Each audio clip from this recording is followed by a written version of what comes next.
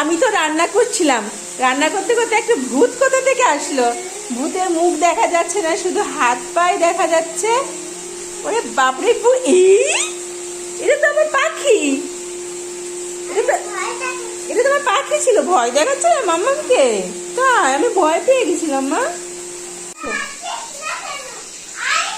আবার কি বলবো এসে, কি করবো এসে? বসবো ওখানে, বসে কি করবো? ওরে বাবা, এসেছি তো, কি করব বলো এবার? এখানেই বসে আছি, বলো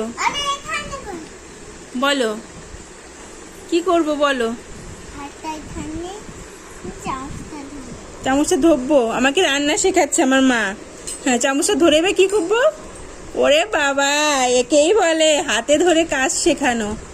এই যে আমার মা হাতে ধরে আমাকে রান্না শেখাচ্ছে। হচ্ছে পাখি? হচ্ছে? এরকম হচ্ছে তো? রান্না করতে পারছি তোমার মতো?